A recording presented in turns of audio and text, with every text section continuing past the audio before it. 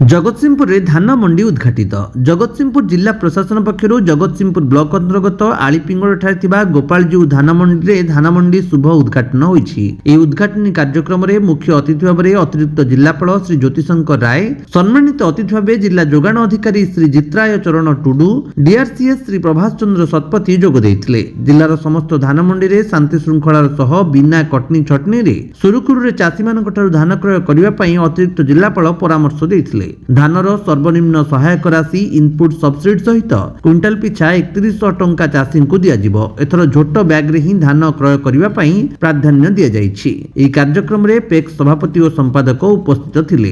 जिला स्तरीय मंडी उद्घाटन जगतसिंहपुर जिले में है और चाषी मानकर वर्षर जो धान उत्पादन करछंती ता केमि संकल्प भाव लिफ्टिंग करा और चाषी तार उचित मूल्य पाइब एटा हूँ मुख्य उद्देश्य अच्छी।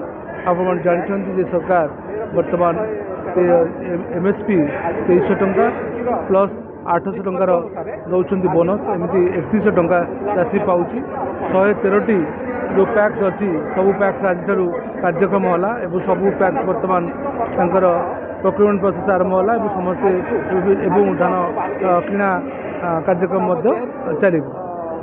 मु सुभाष चंद्र जेना सभापति गोपालजू प्राथमिक कृषि समवाय समिति ली आलीपिंगल।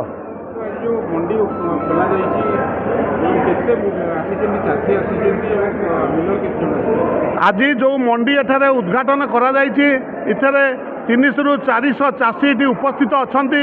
प्राय समस्त चाषी आज आछंती। मिलर आज्ञा टैग होइछि आ धान दिन 2 दिन भितर हमर उठेबा कार्यक्रम चलिबो। यही कार्यक्रम रे आमर उपजिलापाल महोदय उपस्थित आमर डीआरसीएस आमर सीएसओ समस्त आमको साहाय्य सहयोग कर।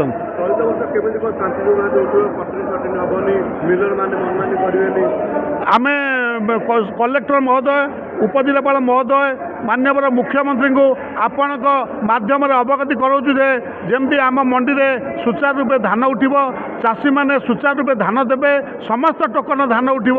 आउ किभली मिलर मैंने मनमानी करी कटन छटनी करेंगे नहीं से प्रशासन को अनुरोध करुछु। गोटे जिनस अखा जो कहला जे मिलर मैंने प्रायतः कौन सी मंडी में किसी अखा पैसा दौना बाबू जदि कहते ना पर देवु आसले देवु एमती कही खसी पलाउंट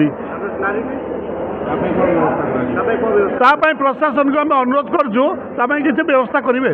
जगतसिंहपुर राकेश कुमार राय रिपोर्ट, विश्व विजयी न्यूज ओडिशा।